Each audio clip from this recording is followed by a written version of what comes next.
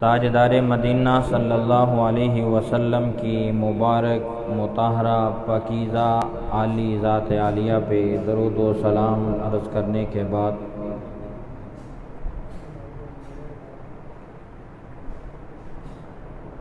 سن 1443 ہجری کے آغاز میں اسلامی سال کی ابتدا میں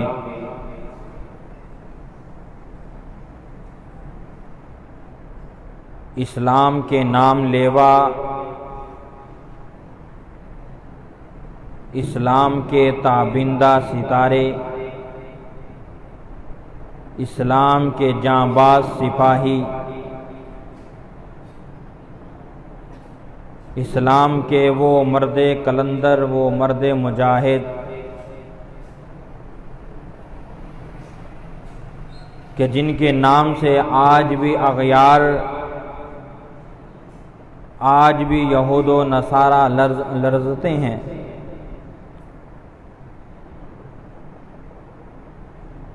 میری مراد نہیں بلکہ مراد رسول دماد علی المرتضیٰ پہکر اخلاق امیر عدل و انصاف خلیفہ ثانی سیدنا حضرت عمر بن الخطاب رضی اللہ تعالی عنہ کی شہادت کا المناک کربناک واقعہ رونما ہوا۔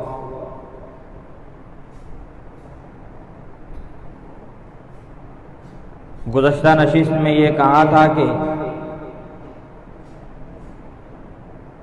آئندہ نشست میں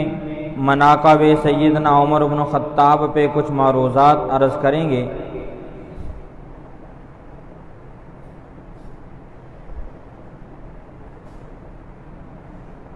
سیدنا عمر بن الخطاب وہ عظیم ہستی ہیں،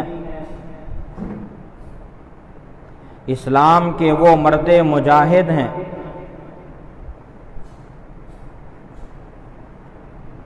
کہ اللہ نے دنیا میں جتنے بھی لوگ آج تک آئے ہیں یا قیامت تک آئیں گے، جو بھی اسلام میں داخل ہوں گے یا ہوئے ہیں یا ہو رہے ہیں، سب کو عزتیں اسلام میں آنے کے بعد ملی ہیں، اسلام کی وجہ سے ملی۔ میں کلمہ گو ہوا، مجھے اسلام میں آنے کی وجہ سے عزت ملی۔ امت مسلمہ کا کوئی فرد بھی کلمہ پڑھتا ہے، ایمان میں داخل ہوتا ہے، اسے مسلمان ہونے کی حیثیت سے وہ فضائل، وہ مناقب، وہ عزتیں، وہ احترام ملتا ہے جو اسلام دیتا ہے۔ لیکن میں قربان جاؤں سیدنا عمر بن الخطاب رضی اللہ تعالیٰ عنہ کی جلیل القدر شخصیت پہ کہ جن کی وجہ سے اسلام کو سربلندی ملی۔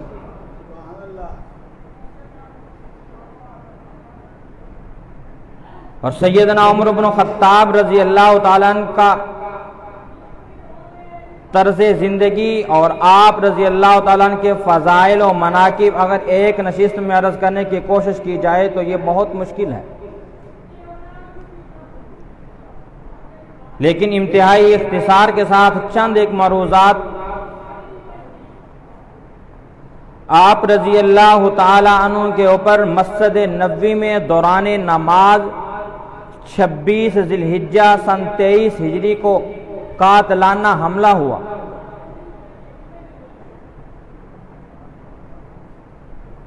ابو لولو فیروز مجوسی نے دوران نماز آپ کے اوپر قاتلانہ حملہ کیا۔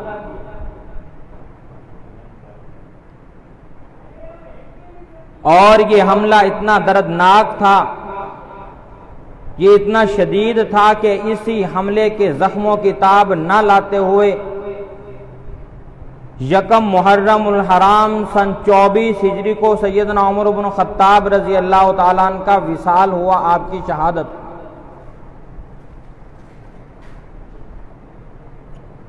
جمہور علماء کا اس پر اتفاق ہے، امام بخاری، امام ترمذی، امام نسائی، تمام محدثین کا بھی اتفاق ہے کہ آپ کی شہادت، آپ کا دنیا سے وصال یہ یکم محرم الحرام کو ہوا ہے۔ اگرچہ آج کل ایک فتنہ رونما ہو رہا ہے جس کا یہ نعرہ ہے کہ سیدنا عمر بن خطاب رضی اللہ تعالیٰ عنہ کی شہادت اور آپ کا وصال جو ہے وہ 26 ذی الحجہ کو ہے، اور وہ اپنی تقریروں میں، اپنے اسٹیجوں پہ یہ کہتے ہیں کہ عمر کے نام لینے والوں کو چاہیے کہ جس دن ان کی شہادت ہے اسی دن ہی ان کا تذکرہ کریں۔ یہ محرم الحرام میں ان کا تذکرہ کر کے حسنین کریمین رضوان اللہ علیہم اجمعین کے عزتوں سے کچھ عزتیں ان کو دینا چاہتے ہیں، معاذ اللہ۔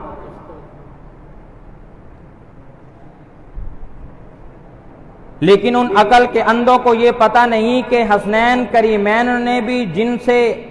طرز حکمرانی، جن سے عدل و انصاف، جن سے دنیا میں رہنے کا طریقہ اور سلیقہ سیکھا ہے وہ سیدنا عمر بن خطاب رضی اللہ تعالیٰ عنہ کی شخصیت ہی ہے۔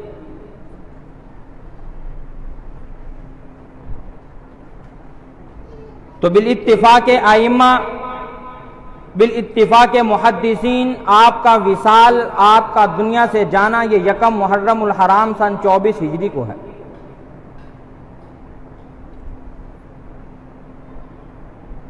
آپ رضی اللہ تعالیٰ عنہ کے قبول اسلام کا واقعہ آپ علماء سے عموماً سنتے رہتے ہیں۔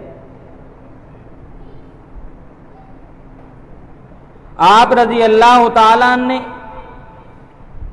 35 سال کی عمر میں اسلام کا کلمہ قبول کیا، اسلام میں تشریف لائے، اسلام کو عزتیں اور سرفرازیاں آپ کی وجہ سے عطا ہوں۔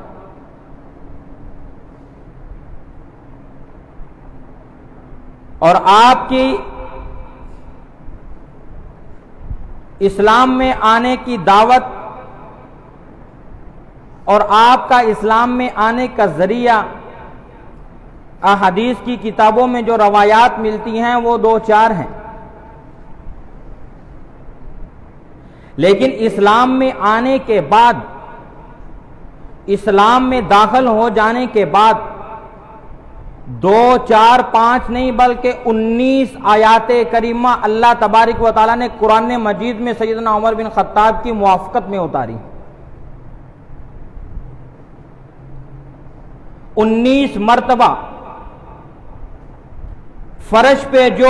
حضرت عمر کی خواہش تھی اللہ نے عرش سے وہی قرآن بنا کے اتارا ہے۔ اگرچہ حضرت عمر کی خواہش دیگر مسلمان صحابہ اکرام کو اس وقت ناگوار گزرتی تھی،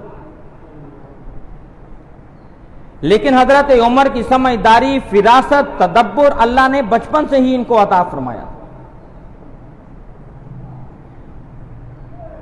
اگرچہ یہ اپنا واقعہ خود عرض کرتے ہیں، اپنے دور خلافت کے اندر 10,000 کا جمع غفیر، 10,000 کا مجمع لے کے مدینہ منورہ سے مکہ مکرمہ کی طرف حج کی سعادت کے لیے جا رہے ہیں۔ یعنی کہ اپنے بچپن کا واقعہ خود اپنی زبان سے عرض کرتے ہیں۔ اور جب مکہ مکرمہ کے قریب پہنچے، کچھ فاصلے پر تھے تو ایک جگہ پہ اپنے اونٹ کو بٹھا دیا، کیونکہ آپ امیر قافلہ تھے، امیر وقت بھی تھے، تو قافلے کا یہ طریقہ ہوتا تھا کہ جب امیر جہاں پہ رک جائے وہاں پہ قافلے والوں کو رکنا پڑتا تھا۔ چنانچہ 10,000 کا جمع غفیر بڑا مجمع آپ کی عمارت میں تھا، آپ نے اس جگہ پہ اونٹ کو بٹھایا تو سارا مجمع آپ کے پیچھے ترتیب سے اپنے اونٹوں کو روکتا گیا۔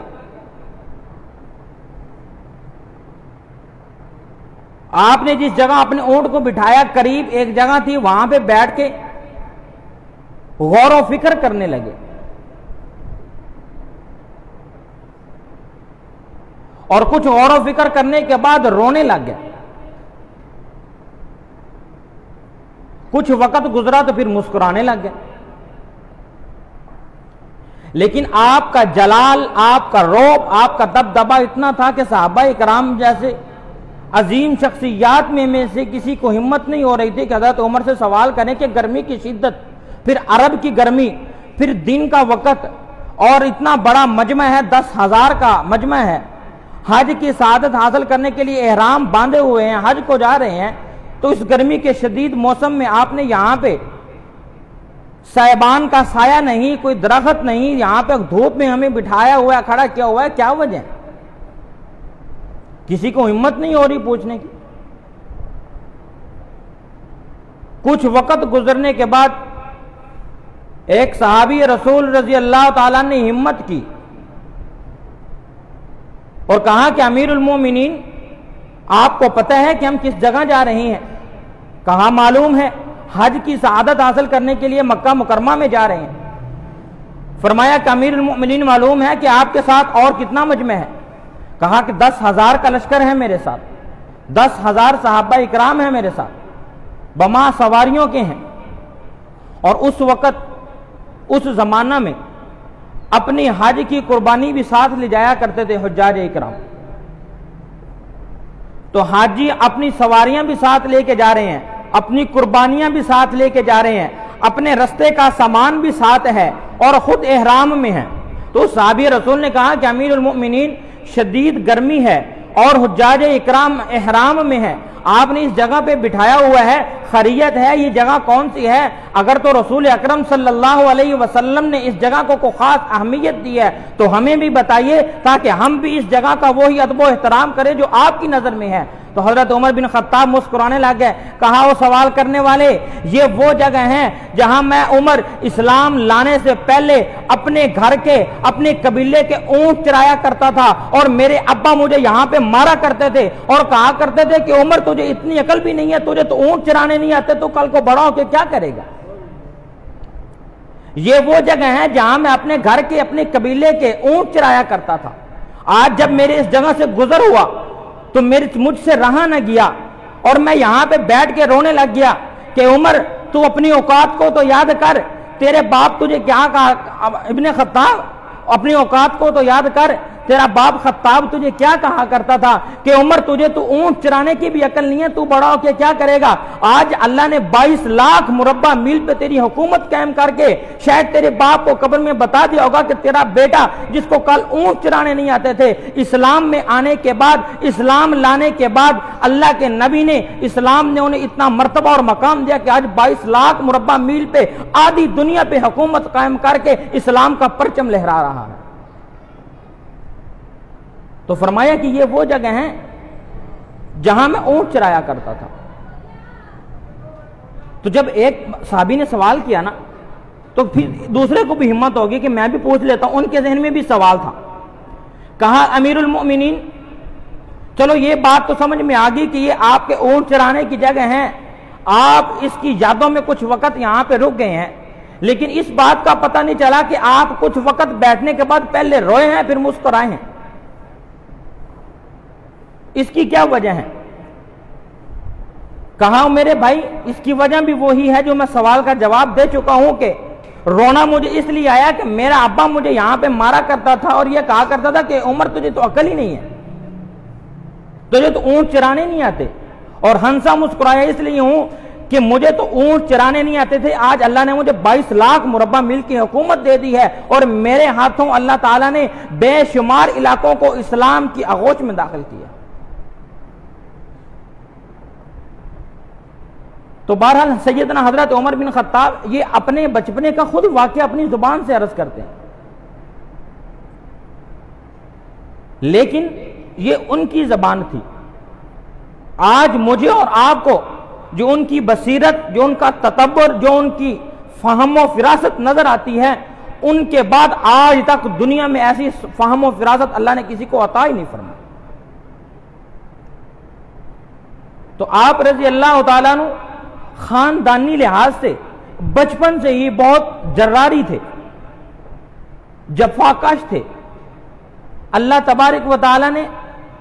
جسمانی طاقت بھی عطا کی ہوئی تھی اور بازو کی طاقت بھی تھی۔ جو بات کہتے تھے اسلام لانے سے پہلے بھی، اسلام لانے کے بعد بھی، جو بات کہتے تھے منوان اسی پہ عمل کر کے دکھاتے تھے، اور ان کا اسلام لانے سے پہلے کا واقعہ تاریخ میں اور حدیث کی کتابوں میں ملتے ہیں کہ ان کی ایک کنیزہ، ان کی ایک باندی حضرت لبینہ رضی اللہ تعالی عنہ، وہ غلام در غلام بکتی بکاتین کے پاس آ گئی. ان کی کنیز تھی، ان کے گھر کے خادمہ تھی، گھر کے کام کاج کرنے کے لیے، جس طرح آج کل ہمارے مروجہ زمانے میں ملازمہ گھر کے کام کے لیے رکھی جاتی ہے، لیکن وہ کنیزہ نہیں ہوتی، وہ عارضی ملازمہ ہوتی ہے. اس زمانے میں خادمین جو تھے ان کو خرید کے خدمت کے لیے رکھا جاتا تھا. تو ان کی خادمہ حضرت لبینہ رضی اللہ تعالیٰ عنہ، انہوں نے اسلام قبول کر لیا، لیکن حضرت عمر کو ان کا اس وقت علم نہیں تھا، اور خود حضرت عمر رضی اللہ تعالیٰ عنہ اس وقت اسلام نہیں لائے تھے. کچھ ایام گزرنے کے بعد جب ان کے اسلام کی حقانیت،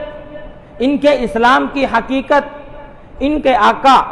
حضرت عمر رضی اللہ تعالیٰ عنہ کے سامنے آیا ہوئی، تو اپنی اس باندی حضرت لبینہ رضی اللہ تعالیٰ عنہ کو بے تحاشا مارا. تاریخ میں، حدیث میں یہ الفاظ موجود ہیں کہ انہوں نے مار کے اپنی باندی کو بے ہوش کر دیا، ان پہ کوئی غشی طاری ہو گئی. لیکن یہ اسلام کا نشہ، اسلام میں آنے کے بعد اسلام کے اوپر صداقت اللہ تعالیٰ نے حضرات صحابہ اور صحابیات کے دل میں اتنی مضبوط کر دی تھی کہ وہ لوگ کہتے تھے کہ ہم کٹ جائیں گے، مر جائیں گے، ٹکڑے ہو جائیں گے، اسلام میں آنے کے بعد ہم اسلام سے پھر نہیں سکتے. تو جب ان کی باندی لبینہ رضی اللہ تعالیٰ عنہ کو ہوش آئی نا، تو حضرت عمر کی طرف چہرہ کر کے کہنے لگے کہ عمر، اگر آپ نے اسلام قبول نہ کیا تو اللہ آپ کا اس سے بدلہ ضرور لیں گے جو آپ مجھے مارتے ہیں. تو حضرت عمر رضی اللہ تعالیٰ عنہ کو پھر غصہ آ گیا، پھر مارنا شروع کر دیا. کچھ وقت پھر ان کو سزائیں دی، جب تھک گئے تو بیٹھ گیا اور کہنے لگے کہ میں کچھ وقت آرام کر لوں، پھر تجھے دوبارہ سزا دوں گا. تو لبینہ رضی اللہ تعالیٰ عنہ کہتی ہیں کہ اللہ تمہیں اسلام کی سمجھ عطا فرما دے. یہ وہ صحابیہ رسول تھی جنہوں نے سب سے پہلے حضرت عمر کو دعا دی تھی، اور حضرت عمر فرماتے ہیں کہ میرے اسلام میں داخل ہونے کی ابتدا بنیاد اسی جگہ سے شروع ہوئی. اگرچہ رسول اللہ صلی اللہ علیہ وسلم کی دعا بھی تھی، لیکن رسول اللہ صلی اللہ علیہ وسلم کی دعا میں اختیار تھا کہ یا اللہ ان دو لوگوں میں سے، یا تو عمر بن خطاب یا ابو جہل، ان دونوں لوگوں میں سے ایک اسلام کو عطا فرما. اللہ کے نبی نے حضرت عمر کا نام لے کے دعا نہیں کی، اللہ تبارک و تعالیٰ کے نبی نے اختیار رکھ کے دعا کی ہے کہ اسلام کی سربلندی کے لیے جو ان دونوں میں بہتر ہے وہ اسلام کو عطا فرما. لیکن لبینہ رضی اللہ تعالیٰ نے ان کی طرف اشارہ کر کے کہا تھا کہ اللہ تمہیں اسلام کی توفیق عطا فرما دے، اللہ تمہیں اسلام کی سمجھ عطا فرما دے. تو خود حضرت عمر فرماتے ہیں کہ میرے اسلام میں داخل ہونے کی ابتدا یہیں سے ہے. چنانچہ کچھ وقت گزرنے کے بعد حضرت عمر رضی اللہ تعالی عنہ ابھی تک مسلمان نہیں ہوئے، اپنے دوستوں کے ساتھ رات کی محافل میں ان کے پاس بیٹھے ہوئے تھے. لیٹ ہو گئی اور مناسب نہیں سمجھا کہ گھر اس وقت جایا جائے. تو اس وقت جو کہ ابھی اسلام کی ابتدا تھی اور کافروں کے پاس طاقت تھی، تو مسلمانوں کو تو خانہ کعبہ میں نہ نماز کی، نہ اذان کی، نہ تلاوت کی اجازت تھی. لیکن نبی کریم صلی اللہ علیہ وسلم چونکہ یہ ہاشمی اور قریشی تھے، اور قریش خاندان کا حسب و نسب میں اعلیٰ ہونے کے ساتھ ساتھ خانہ کعبہ کی خدمت کی وجہ سے ایک مرتبہ اور مقام تھا. اکیلے نبی صلی اللہ علیہ وسلم کو خانہ کعبہ میں بیٹھنے کی، تلاوت کرنے کی، وہاں پہ لیٹنے کی اجازت تھی، دیگر مسلمانوں کو نہیں تھی. تو حضرت عمر فرماتے ہیں کہ میرا دل کیا کہ اب رات ہو گئی ہے، وقت زیادہ ہو گیا ہے، چلو خانہ کعبہ میں لیٹ جاتا ہوں، مسجد حرام میں لیٹ جاتا ہوں، صبح کے وقت پھر گھر چلا جاؤں. تو فرماتے ہیں کہ میں خانہ کعبہ میں جا کے ایک پردے کے پیچھے چھپ کے لیٹ گیا. میں کیا دیکھتا ہوں کہ نبی صلی اللہ علیہ وسلم قرآن مجید کی تلاوت کر رہے ہیں، اور قرآن مجید کی تلاوت میں 19ویں پارے میں سورۃ شعراء ہے، اس کے آخری سے پچھلے رکوع کی تلاوت کر رہے ہیں. قرآن مجید کی تلاوت کرتے کرتے رسول اکرم صلی اللہ علیہ وسلم کی زبان پہ یہ الفاظ آئے علی قلبک لتکون من المنذرین بلسان عربی مبین وانہ لفی زبر الاولین، اور دوسری روایت میں آتے ہیں کہ انہ لقول رسول کریم وما هو بقول شاعر قلیلا ما تؤمنون۔ یہ قرآن مجید کی آیات ہیں، نبی صلی اللہ علیہ وسلم کی زبان طیبہ سے حضرت عمر کے کانوں نے سنی۔ حضرت عمر فرماتے ہیں کہ میرے ذہن میں یہ خیال ہوا کہ یہ تو کوئی جادوگر ہے، نعوذ باللہ یہ تو کوئی کاہن ہے۔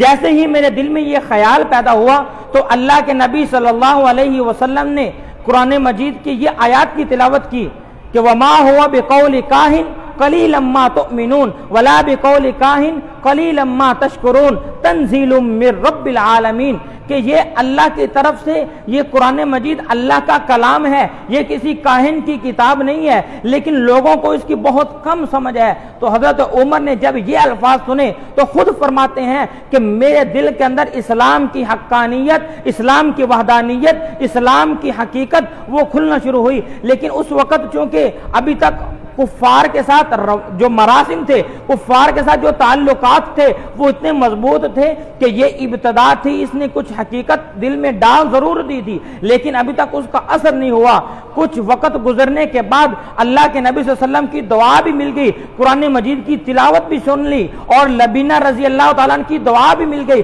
تو حضرت عمر فرماتے ہیں کہ میرے اسلام میں آنے کی وجہ یہ تین چیزیں بنی ہیں، لبینہ رضی اللہ تعالیٰ عنہ کی دعا، قرآن مجید کی الفاظ کی تلاوت اور نبی کریم صلی اللہ علیہ وسلم کی اختیاری دعا۔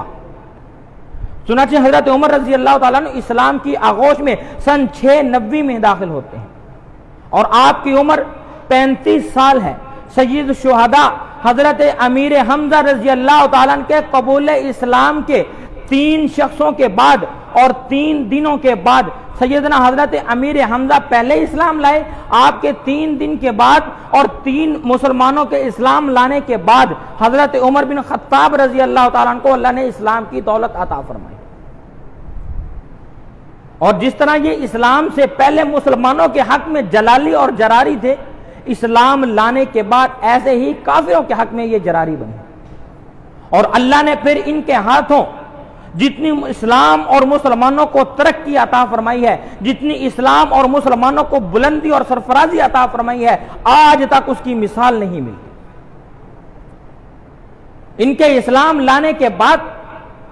سب سے پہلے انہوں نے خانہ کعبہ کھلوا کے مسلمانوں کو وہاں مسجد میں نماز ادا کرنے کا کہا اور کافروں کو تلوار للکار کے کہا کہ آ جاؤ جس نے اپنے بچوں کو یتیم کروانا ہے، آ جاؤ جس نے اپنی بیویوں کو بیوہ کروانا ہے، عمر کی تلوار کے سامنے کھڑے ہو جاؤ۔ آج کے بعد مسلمان خانہ کعبہ میں اذان بھی پڑھیں گے، نماز بھی پڑھیں گے، اگر کسی کی طاقت ہو تو وہ مسلمانوں کو روک کے دکھائے۔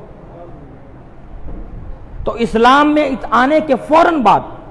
وقت نہیں زیادہ گزرا، فوراً بعد ہی اللہ تبارک و تعالیٰ نے سب سے پہلا کام جو ان سے لیا، انہوں نے مسلمانوں کو اعلانیہ عبادت کرنے کی اجازت اپنے ہاتھوں سے دی اور کافروں کا مقابلہ خود کرنے کے لیے کھڑے ہوئے۔ اور روایات میں آتے ہیں کہ کسی کافر میں ہمت نہیں ہوئی کہ وہ ابو جہل ہو، وہ عتبہ ہو، وہ بڑے بڑے جتنے بھی کافر تھے، کسی میں ہمت نہیں پڑی کہ وہ عمر رضی اللہ عنہ کی تلوار کے سامنے کھڑے ہوں اور کافروں کو، مسلمانوں کو منع کریں کہ آپ خانہ کعبہ میں داخل نہ ہو۔ اور اسی طرح نبی صلی اللہ علیہ وسلم نے 13 سال مکہ مکرمہ میں گزارے۔ جب ہجرت کا موقع آیا، نبی صلی اللہ علیہ وسلم نے خود بھی آپ صلی اللہ علیہ وسلم کے بیشتر صحابہ اکرام نے چھپ کے ہجرت کی، خود نبی صلی اللہ علیہ وسلم نے بھی